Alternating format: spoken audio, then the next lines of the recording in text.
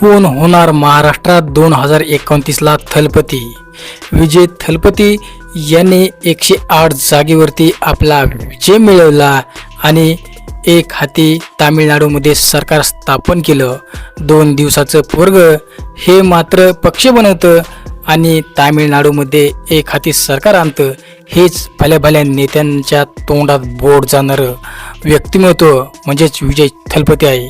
आता सोशल मीडियावर ते असं तुफान वारा आलं आहे की 2029ला महाराष्ट्रामध्ये असं कोण वादळ निर्माण करेल आणि एक हाती सत्ता हे महाराष्ट्रात आणेल. आतापर्यंत जर विचार केला तर महाराष्ट्रात एक हाती सत्ता हे कोणत्याही पक्षाची नाही, परंतु आता खरोखरच 2029ला विजय थलपती याच्या रूपात आपल्याला असा एक नेता पाहायला आणि जो उद्यात आलेला दिसेल का? तर असं ते शक्य वाटत नाही. आता तुम्ही हे स्क्रीनवर जो काय फोटो बघताय, या फोटोमध्ये अजितदादा पवार हे आपल्यात आज नाहीत, परंतु यांच्यापैकी हे कोण एक वादळ निर्माण करू शकतं ह्यापैकी आपल्याला काय वाटतं? परंतु जर विचार केला तर एकनाथ शिंदे आणि देवेंद्र फडणवीस यांच्यावरती महाराष्ट्र नाराज आहे आपल्याला असं दिसून येतं. तर मुख्यमंत्री यांच्यावरती तर थेट टीका होत असतात. हे मुख्यमंत्री फक्त शेंडा आहेत, उपमुख्यमंत्री यांच्यावर देखील टीका करतात. म्हणून या दोघांचा तर काही 2029ला वादळ तयार करतील असं दिसून येत नाही. आता ह्या नेत्यांपैकी ह्यात असे बरेच नेते आहेत जे शरद पवार देखील आहेत, परंतु त्यांचा वयस पाहता ते वादळ निर्माण करू शकत नाहीत. हे तर आम्हाला सर्वांनाच माहीत आहे. आता जर नवीन पिढीचा जर विचार केला तर बच्चू कडू हे देखील या रेसमध्ये होते, परंतु त्यांनी शिंदे सेनेकडे पाठ फिरवली आणि त्यांचं वजन हे कुठेतरी कमी पाहायला मिळते. कारण ते एका इशाऱ्यावरती लाखो शेतकरी रस्त्यावरती आणायचे, त्यांच्या तेवढी धमक देखील होती. आता नंतर विचार जर केला तर तो म्हणजेच पडळकर, गोपीचंद पडळकर यांच्याकडे बहुमत्य एक मत आहे, ते म्हणजे धनगर समाजाचं. धनगर समाज त्यांना आजवर खूप मानतोय, परंतु ते हिंदुत्वात गुंतल्यामुळे अनेक लोक त्यांच्यातून तुटून जातात. ते एक फक्त काही दिवसांचे नेते आहेत असं देखील बोललं जातं, परंतु एक जर विचार केला तर ते वादळ निर्माण करतील असं तर शक्य वाटत नाही. मग आता एकनाथ मुंडे यांच्या कन्या पंकजा मुंडे हे वादळ फिरू शकतात का? तर आपण विचार जर केला तर त्या ओबीसीचं नेतृत्व करतात आणि राहिला प्रश्न त्या स्वतःच लोकसभेला पराभूत झाल्यात. मग त्यांच्यावरती विश्वास ठेवणं हे कितीपक योग्य आहे? कारण त्यांच्याकडे जो मराठा समाज बीडमध्ये आणि बीड जिल्ह्यात मराठवाड्यामध्ये होता तो जरांगे पाटलांच्या फॅक्टरमुळे अगदी कमी झाला आहे आणि त्यांचा बीड जिल्ह्यातच लोकसभेला पराभव झाला होता आणि ते वादळ निर्माण करतील असं तर काय वाटत नाही. मग आता पुढचा नंबर कोणाचा? तो आहे लक्ष्मण हाके. लक्ष्मण हाके हे महाराष्ट्रात चळवळ आणि एक युवा नेतृत्व म्हणून त्यांच्याकडे पाहायला जात आहे, परंतु सध्या असं तर वाटत नाही.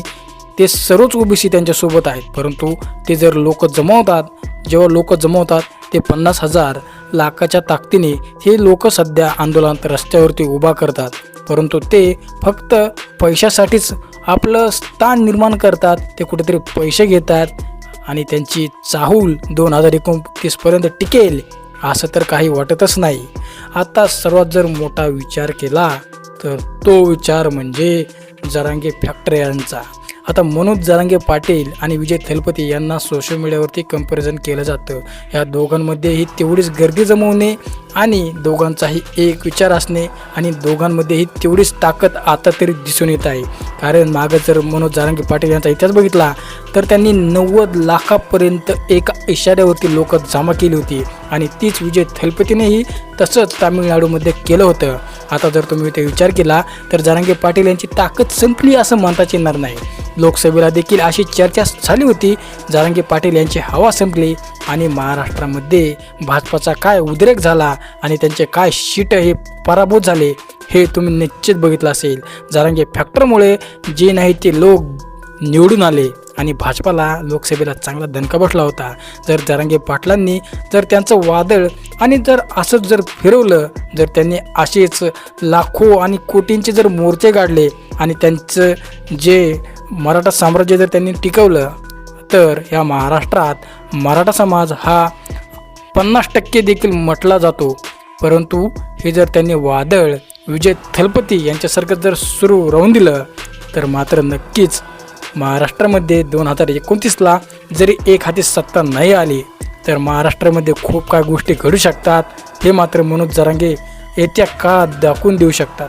परंतु मनोज जरांगे पाटील हे आता मराठवाड्यातून यांच्याकडे जे काही लोक होते तेच वारंवार आंदोलन केल्यामुळे मागं सरकत आहे. कारण मनोज जरांगे पाटील हे वारंवार आंदोलन करतात म्हणून लोकांना आता शंका येऊ लागली आहे की उदयन सामंत हे जे काही मंत्री आहेत त्यांना भेटतात आणि जरांगे पाटील नंतर आंदोलनाचा इशारा देतात. मग याच्यावर कुठेतरी ओळखून जातं की जरांगे पाटील हे कुठल्या तरी नेत्यांच्या सांगण्यावरून आंदोलन करतात म्हणून आता तर सध्या त्यांच्यावरील जे लोक प्रेम करतात ते कुठेतरी कमी दिसून येत आहे. मग जर ते काही नेत्यांच्या जवळ गेले तर होऊ शकतं की त्यांच्याकडील काही संपर्क जो आहे तो निश्चित तुटू शकतो. मग जर इथे विचार केला तर महाराष्ट्रामध्ये विजय थलपती हा कोण होऊ शकतं तर आज जर आपण विचार केला तर महाराष्ट्रामध्ये आजपर्यंत एकही असा नेता नाही तो आपल्या दमावरती निवडून येऊ शकतो. आता विचार करा, शरद पवार यांचा पक्ष हा खूप जुना आहे परंतु त्यांना आजपर्यंत एक हाती सत्ता आणता आलेली नाही.